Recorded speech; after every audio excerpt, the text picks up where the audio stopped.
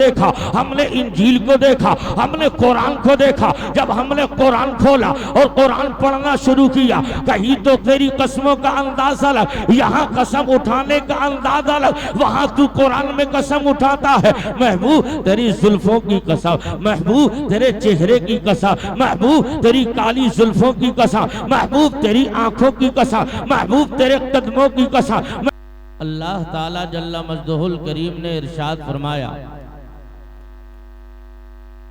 अलिफ लाम मीम ज़ालिकल किताबु ला रैब फीह। आप कुरान खोलिए, कुरान खोलने के बाद सबसे पहले जिस पर आपकी नजर जाती है,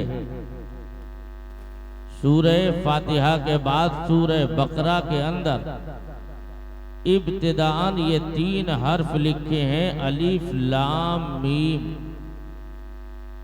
3 हर्फ और आगे 2 जुमले हैं, ज़ालिकल किताबु ला रैब फीह। ये वो किताब है जिसमें किसी किस्म के शक व शुबा की गुंजाइश नहीं। यह वो किताब है जिसमें किसी किस्म के शक व शुबा की गुंजाइश नहीं। आप अपने हाथ में 30 पारे का मुकम्मल कुरान देखते हैं। सिर्फ ये किताब नहीं, इसको किताबे शिफा भी कहा जाता है। सिर्फ ये किताब नहीं, इसको किताबे हिदायत भी कहा जाता है। सिर्फ ये किताब नहीं, इसको किताबे मुबीन भी कहा जाता है। सिर्फ ये किताब नहीं, इसको किताबे इनकलाब भी कहा जाता है। सिर्फ ये किताब नहीं, इसको किताबे रहमत भी कहा जाता है। सिर्फ ये किताब नहीं, इसको किताबे सवाब भी कहा जाता है। सिर्फ ये किताब नहीं, इसको किताबे बरकत भी कहा जाता है। अब आओ तारीख का जायजा लो। जब तक ये किताब नहीं उतरी थी तब तक कायनात का समा कुछ और था। जब ये किताब उतरी तब कायनात के नज़ारे बदल गए। जब तक ये किताब नहीं उतरी थी तब तक कायनात का नज़ारा अलग था। जब ये किताब उतरी कायनात का समा बदल गया। जब तक ये किताब नहीं थी हर तरफ कुफ्र का दौरा था। जब ये किताब उतरी तो हर तरफ इस्लाम का परचम लहराने लग गया।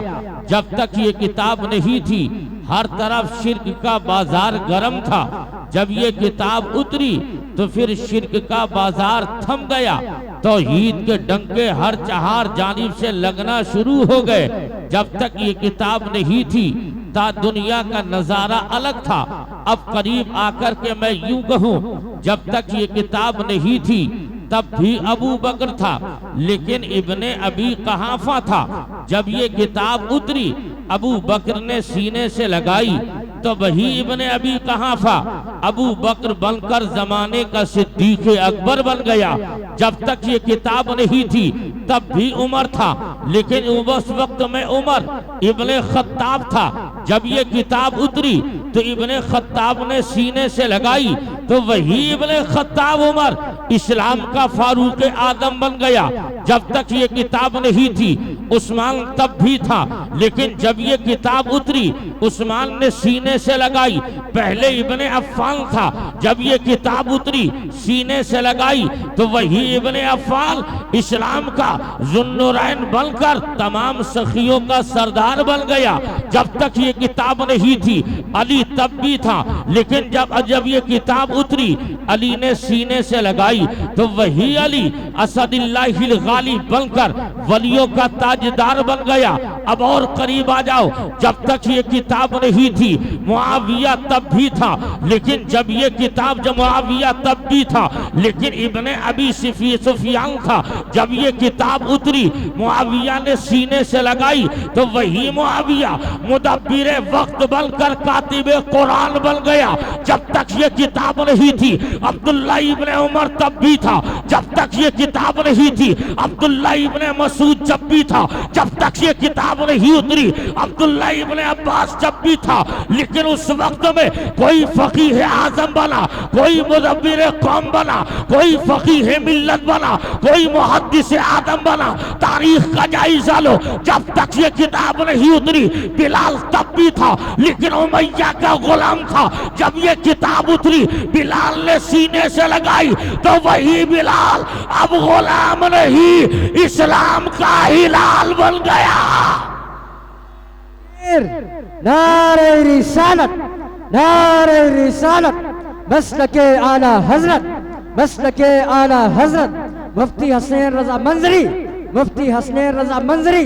नारे तकबीर, नारे जब तक ये किताब नहीं उतरी थी तब कायनात का समा कुछ और था। जब ये किताब उतरी है, कायनात के नजारे बदल गए।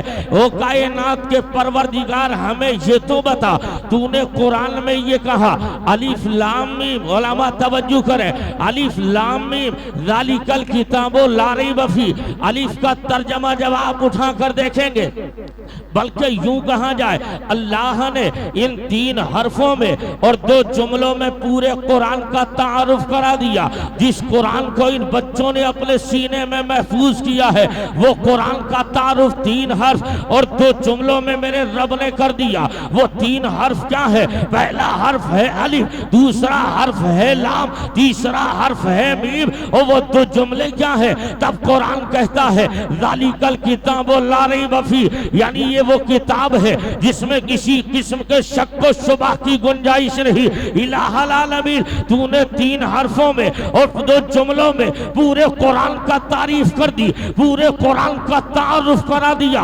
आखिर ये तो बता, अलिफ लाम मीम का मतलब क्या? अलिफ का तर्जमा में देखोगे आपको माना मिलेगा, लाम का तर्जमा देखोगे आपको माना मिलेगा, मीम का तर्जमा देखोगे आपको माना मिलेगा। लेकिन जब इसी को मुकत्तात में जाओगे तब इसकी पोजीशन ये होगी। आप मुफ्ती इमरान साहिब से पूछिए, आप बता दीजिए अलिफ लाम मीम का तर्जमा क्या है, अलिफ लाम मीम का माना क्या है? यहाँ जोड़कर कहेंगे इसको मैं ही नहीं, वक्त का आला हजरत भी नहीं बता सकता है, वक्त का मुहद्दिस भी नहीं बताएगा, वक्त का मुजद्दिद भी नहीं बताएगा, वक्त का गौस भी नहीं बताएगा।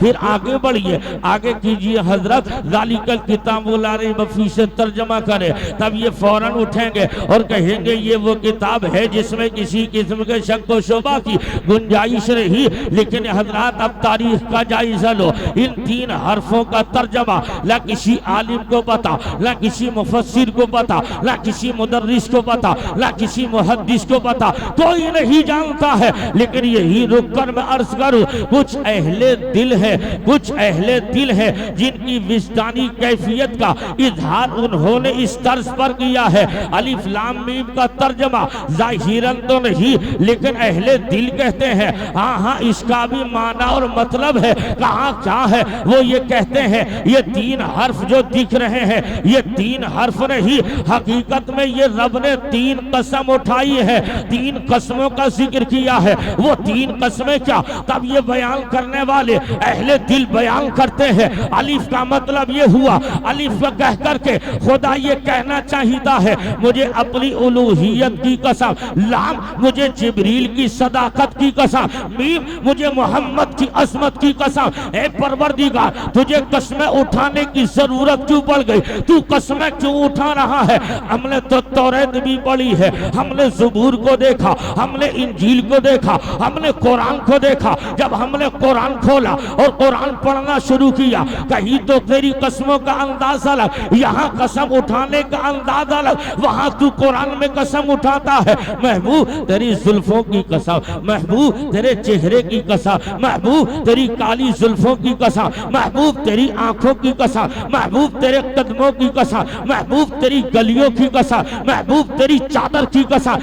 मालिक यहाँ पर तूने 3 कसमें क्यों उठाई है? तब उलमा तवज्जो करे, रब की रहमतें जवाब देंगी। वहाँ कसम और है, यहाँ कसमें अलग है। वो इसलिए कि यहाँ पर जो कसमें उठाई है एक नहीं 3 कसमों कसमों का जिक्र किया ताकि दुनिया ये जान ले। मैं चाहता तो बगैर कसम के भी बात कर देता, लेकिन यहाँ कसम उठाने की जरूरत क्यों पेश आई? तो रब की रहमतें जवाब देंगी। इसलिए तीन खाई है, इसलिए तीन उठाई है, इसलिए कि इस कुरान का ताल्लुक भी मुझसे है और लाने वाले जिब्रील से है। जिस पर नादिल हुआ उसका ताल्लुक मोहम्मद से है, इसलिए तीन कसमें उठाई है। परवरदिगार किस लिए उठाई? तो रब की रहमतें जवाब देती है, इसलिए उठाई है ताकि दुनिया जान ले ये कुरान भेजा मैंने है, लाने वाला जिब्रील है, जिस पर नाजिल हुआ वो मोहम्मद है। अब इशारों की जबान में सुन लो ताकि मेरे रब की रहमत है ये बोलना चाहती है ताकि कोई दुनिया का जाहिल ये ना कहने लगे मोहम्मद पर जो कुरान जिब्रील जिस कुरान को लाए थे वो लाए किसी और के लिए थे, भूल कर पहुंच मोहम्मद तक गए। ताकि मेरे रब ने ये फैसला कर दिया ताकि दुनिया वालों याद रख लेना, जैसे मैं सच्चा हूँ वैसे मेरी किताब सच्ची है, जैसे मैं सच्चा वैसे जिब्रील सच्चा, जिस तरीके से जिब्रील सच्चा वैसे किताब सच्ची, जैसे किताब सच्ची वैसे जिब्रील सच्चा, जैसे मोहम्मद सच्चा वैसे किताब सच्ची। ताकि दुनिया जान ले जो हम में शक करे वो भी हमारा नहीं और जो किताब में शक करे वो भी हमारा नहीं। बहुत